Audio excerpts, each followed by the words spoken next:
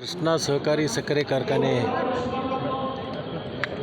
5 ವರ್ಷಕ್ಕೋಸ್ಕರ ಇವತ್ತು ಚುನಾವಣೆ ನಡೀತಾ ಇದೆ.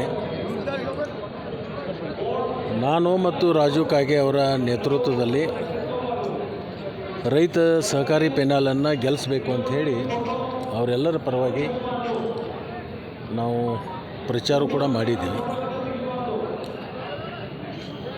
ಬಹುತೇಕ ತಾಲೂಕದಲ್ಲಿರ್ತಕ್ಕಂಥ ಎಲ್ಲ ಮತದಾರರು ರೈತ ಪೆನಾಲನ್ನು ಗೆಲ್ಲಿಸ್ತೀವಿ ಅಂತಕ್ಕಂಥ ಒಂದು ಆತ್ಮವಿಶ್ವಾಸವನ್ನು ನಮ್ಮ ಮುಂದೆ ವ್ಯಕ್ತಪಡಿಸಿದ್ದಾರೆ.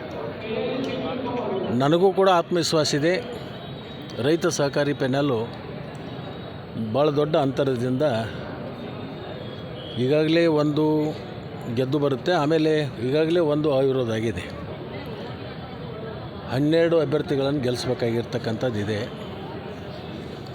ಯಾವುದೇ ಥರದ ಆತಂಕ, ಭಯ ಅಥವಾ ಯಾವುದೂ ಇಲ್ಲ. ಭಾಳ ಕ್ಲೀನ್ ಶೀಪ್ ಮಾಡ್ತೀವಿ ಅಂತಕ್ಕಂಥದ್ದು ನಮಗೆಲ್ಲರಿಗೂ ಆತ್ಮವಿಶ್ವಾಸ ಇದೆ.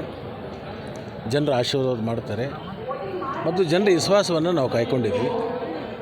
ಆ ಒಂದು ಹಿನ್ನೆಲೆಯಲ್ಲಿ ರೈತರು ನಮ್ಮ ಕೈ ಬಿಡಲ್ಲ ಅಂತಕ್ಕಂಥ ಸಂಪೂರ್ಣ ಭರವಸೆ ನಮಗಿದೆ ಮತ್ತು ನಮ್ಮ ಪೆನಾಲ್ ಗೆದ್ದು ಬರುತ್ತೆ. ಸರ್, ಕಳೆದ 20 ವರ್ಷದಲ್ಲಿ ಈ ಪರಿ ಚುನಾವ ಆಗಲಿಲ್ಲ ಸರ್. ಇಷ್ಟೇ ಯಾಕೆ ಬರೀ ಜಿದ್ದಾಜಿದ್ದಿನ ಕಣಕ್ಕೆ ಬಂದಿದೆ? ನನಗೇನು ಜಿದ್ದಾಜಿದ್ದಿ ಅನಿಸಿಲ್ಲ. ಪ್ರತಿ ವರ್ಷ ಚುನಾವಣೆ ಆಗುತ್ತೆ, 5 ವರ್ಷಕ್ಕೊಂದ್ಸರಿ. ಯಾವುದೇ ಥರದ ನನಗೇನು ಜಿದ್ದಾಜಿದ್ದಿ ಅನಿಸಿಲ್ಲ. ಭಾಳ ಸರಳವಾಗಿ ಅತ್ಯಂತ ಬಹುಮತದಿಂದ ಆರಿಸಿ ಬರ್ತಾರೆ ಅನ್ನತಕ್ಕಂಥ ವಿಶ್ವಾಸ ನಮಗಿದೆ. ಅರೆ, ಎಲ್ಲೋ ಒಂದು ಕಡೆ ರಮೇಶ್ ಜಾರಕಿಹೊಳಿ ನಿರಾಶೆ ಆಗುತ್ತೆ ಅಂತ ನೋಡ್ರಿ. ಯಾಕಂದರೆ ಅವ್ರು 0% ಬಡ್ಡಿ ತರ್ತೀನಿ, ನಾನು ಪೆನಲ್ ಗೆದ್ರಿ ಅಂತ ಹೇಳಿದ್ದಾರೆ. ಈ 0% ಇಲ್ಲ, ಅವ್ರ ಪೆನಲ್ಲೂ ಇಲ್ಲ, ಎಲ್ಲೋ ಒಂದು ಕಡೆ ನಿರಾಶೆ ಆಗುತ್ತೆ ಅಂತ ಅದನ್ನು ಅವರೇ ಹೇಳ್ಬೇಕು. 0% ಏನು ಹೇಳಿದಾರೋ ಅದನ್ನು ಅವರೇ ಉತ್ತರ ಕೊಡಬೇಕು. ಅಮಿತ್ ಶಾ ಅವರಿಂದ ಅದೇ ಕೇಂದ್ರದಿಂದ ಅಮಿತ್ ಶಾ ಅವ್ರ ಕಡೆಯಿಂದ ಇದಕ್ಕೆ ಶೂನ್ಯ ಬಡ್ಡಿ ದರದಲ್ಲಿ ಸಾಲವನ್ನು ತರ್ತೀನಿ ಅಂತ ಹೇಳಿದರು. ನಾನು ಕೂಡ ಹೇಳಿದ್ದೇನೆ, ಒಂದು ವೇಳೆ ನಮ್ಮ ಪೆನಾಲ್ ಆರಿಸಿ ಬಂದ ಮೇಲೆ ಆಡಳಿತ ಮಂಡಳಿ ಜಾರಿಗಿದ್ದಾಗೂ ಕೂಡ ಅವರೇನಾದರೆ ಕೇಂದ್ರದಿಂದ ಶೂನ್ಯ ಬಡ್ಡಿ ದರದಲ್ಲಿ ನಮ್ಮ ಕಾರ್ಖಾನೆಗೆ ಸಾಲ ತಂದದ್ದಾದರೆ ಇವ್ರನ್ನೆಲ್ಲರನ್ನೂ ರಾಜೀನಾಮೆಯನ್ನು ಕೊಡಿಸಿ ಅವ್ರನ್ನೇ ಅಧ್ಯಕ್ಷ ಮಾಡ್ತಾನೆ ಅಂತ ಹೇಳಿದ್ದೀನಿ. ಅದಕ್ಕೆ ಈಗಲೂ ಬದ್ಧದನ್ನು. ಸರ್, ಈಗ ಮೂಲ ಕಾಂಗ್ರೆಸ್ಸಿಗರೂ ಎಲ್ಲ ಒಂದಾಗಿದ್ದಾರೆ ಸರ್. ಸ್ವಾಭಿಮಾನಿ ಪೆನಲ್, ರೈತ ಸ್ವಾಭಿಮಾನಿ ಪೆನಲ್ ಮಾಡಿಕೊಂಡು ಅದರಿಂದ ಏನು ಎಫೆಕ್ಟ್ ಆಗುತ್ತೆ ಸರ್? ಮೂಲು ಹೊಸದು ಹಳೇದು ಹಸೋದು ಅಂತಕ್ಕಂಥದ್ದಿಲ್ಲ. ಎಲ್ಲರೂ ನಮ್ಮ ಜೊತೆಗೇ ಇದ್ದಾರೆ. ಒಬ್ಬಿಬ್ಬರು ಆತ್ಮ ತೃಪ್ತಿ ಇಲ್ಲದಕ್ಕೆ ಕೆಲವೊಬ್ರು ಯಾರಾದರೂ ಹೋಗಿರ್ಬೋದು. ಅದ್ರ ಬಗ್ಗೆ ಭಾಳ ನಾವೇನು ತಲೆ ಕೆಡಿಸ್ಕೊಳ್ಳೋದಿಲ್ಲ. ಅವರೆಲ್ಲ ಆವತ್ತು ನಡೆದೂ ಕೂಡ ನಾನು ಕಾಂಗ್ರೆಸ್ ಸೇರಿದಂಗೆ ಹಿಡ್ಕೊಂಡು ಅಸಮಾಧಾನ ಅವರಲ್ಲಿ ಇದ್ದೇ ಇತ್ತು. ಈಗ ಹೊರಗೆ ಬಂದಿದೆ ಅಷ್ಟೇ. ಅವತ್ತೂ ಅವರು ಈ ಸ್ವಇಚ್ಛೆಯಿಂದ ಬಂದಿರತಕ್ಕಂಥದ್ದಲ್ಲ. ಅವ್ರಿಗೂ ಕೂಡ ಪಕ್ಷದ ಒಂದು ಚೌಕಟ್ಟಿನಲ್ಲಿ ಇರಬೇಕು ಅಂತೇಳಿ ಇದ್ದದ್ದು ಅಷ್ಟೇ. ಅದನ್ನು ಬಿಟ್ಟರೆ ಏನು ಬೇರೆ ಅವತ್ತೂ ಅವ್ರು ಯಾರ್ಯಾರು ಕೂಡಿದ್ರು ಇವತ್ತು ಅವರು ಕೂಡಿದ್ದಾರೆ. ಅದರಿಂದ ಏನು ಭಾಳ ದೊಡ್ಡ ವ್ಯತ್ಯಾಸ ಇಲ್ಲ. ಆನೆ ಪ್ರಮಾಣಕ್ಕೆಲ್ಲ ಕರಿತಾ ಇದ್ದಾರೆ ಸೌದಿ ಅವ್ರನ್ನ. ಆನೆ ಪ್ರಮಾಣಕ್ಕೆಲ್ಲ ಕರಿತಾ ಇದ್ದಾರೆ ಗಜಾನನ ಮಂಗಸೂಳಿ ಅವರು. ಏನು ಆನಿಗಿನಿ ಏನೋ ಮಾತು ಕೊಟ್ಟಿದ್ರಿ ಅಂತೆ ನೀವು ಅವರಿಗೆ? ಏನು, ನಾನು ಯಾವುದೇ ಮಾತು ಕೊಟ್ಟಿಲ್ಲ. ನಾನು ಯಾವುದೇ ಅಂತ ಆಶ್ವಾಸನೆ ಕೊಡೋಕೆ ನಾನೇನು ಹೈಕಮಾಂಡು ಅಲ್ಲ. ಅವರು ಹೈಕಮಾಂಡ್ ಕೇಳ್ಕೋಬೇಕು. ಅದನ್ನೇನಾದರೂ ಅವ್ರಿಗೆ ಆಸೆ ಇದ್ದರೆ ಅದನ್ನು ಈಡೇರಿಸುವಂಥ ಕೆಲಸ ಮಾಡಲಿ. ನಾನೇನು ಆನೆಯೂ ಇಲ್ಲ, ಪ್ರಮಾಣವೂ ಇಲ್ಲ. ನಾನೇನು ಅವ್ರಿಗೆ ಆಶ್ವಾಸನೆಯೂ ಕೊಟ್ಟಿಲ್ಲ. ಸರ್, ಎಷ್ಟು ಟೋಟಲ್ ಸರ್? ಸುಮಾರು ಕೋರ್ಟ್ನಿಂದ ಬಂದದ್ದು ಎಲ್ಲ ಸೇರಿಕೊಂಡು ಸುಮಾರು 10,000ವರೆಗೆ ಆಗುತ್ತೆ. ಅದರಲ್ಲಿ ಒಂದು 8,000ವರೆಗೆ ಮತದಾನ ಆಗ್ಬೋದು ಅಂತ ಒಂದು ನಿರೀಕ್ಷೆ ಇದೆ. ಯತೀಂದ್ರ ಅವರ ಹೇಳಿಕೆ ಸದ್ಯ ಈಗ ರಾಜ್ಯಾದ್ಯಂತ ಒಂದು ರೀತಿ ಚರ್ಚೆ ಗ್ರಾಸವಾಗಿದೆ. ನಿನ್ನೆನೂ ಕೂಡ ನಾನು ಹೇಳಿದ್ದೀನಿ, ಅವರವರು ವೈಯಕ್ತಿಕ ಅಭಿಪ್ರಾಯಗಳು ಹೇಳಲಿಕ್ಕೆ ಏನು ತಪ್ಪಿಲ್ಲ, ಹೇಳ್ಬೋದು.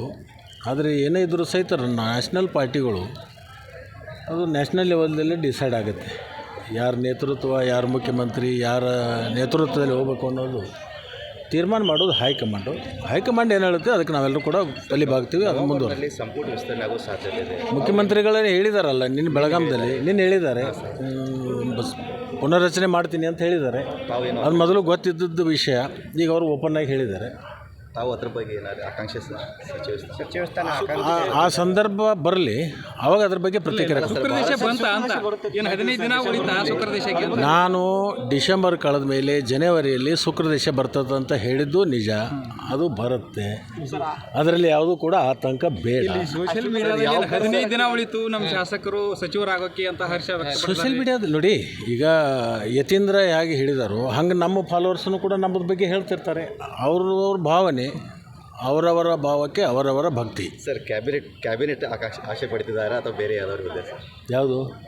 ಸಚಿವ ಸ್ಥಾನ ನಾನು ಯಾವಾಗಲೂ ಯಾವುದೂ ಕೇಳಿ ಪಡ್ಕೊಂಡಿರ್ತಕ್ಕಂಥದ್ದಲ್ಲ. ತಾನೇ ಆಗಿ ಬರುತ್ತೆ. ಅದು ಭಗವಂತನ ದಯ, ಅದು ಹೈಕಮಾಂಡದ ಇಚ್ಛೆ. ಅದರಿಂದ ಅವ್ರು ಏನು ಜವಾಬ್ದಾರಿ ಕೊಡ್ತಾರೋ ಅದನ್ನು ನಿರ್ವಹಿಸ್ತಕ್ಕಂಥ ಕೆಲಸವನ್ನು ನಾವು ಮಾಡ್ತೀವಿ. ಡಿಸೆಂಬರ್ ಲಕ್ಕಿ ಇದೆ. ಎರಡು ಸಲ ಹೇಳ್ಬೇಕು ನಿಮಗೆ, ಬಟ್ ಏನಾರೆ ಎರಡು ಸಲ ಹೇಳ್ಬೇಕು. ನಮಗೂ ಆಸೆ ರೀ. ನಮಗೂ ಆಸೆ ಇದೆ. Thank you. ನನ್ನ ಬಗ್ಗೆ ಅಭಿಮಾನ ಇಟ್ಕೊಂಡಿದ್ದಕ್ಕೆ ನಿಮ್ಮೆಲ್ಲರಿಗೂ ಕೂಡ ತುಂಬ ಹೃದಯದ ಧನ್ಯವಾದಗಳು. Okay sir, thank you. ನಿರ್ಭೀತ, ನಿಷ್ಪಕ್ಷಪಾತ, ವಿಶ್ವಾಸಾರ್ಹ ಸುದ್ದಿಗಳಿಗೆ ಮತ್ತೊಂದು ಹೆಸರಾಗಿರುವ ನ್ಯೂಸ್ 18 ಕನ್ನಡ ಈಗ ಆಪ್ನಲ್ಲೂ ಲಭ್ಯವಿದೆ.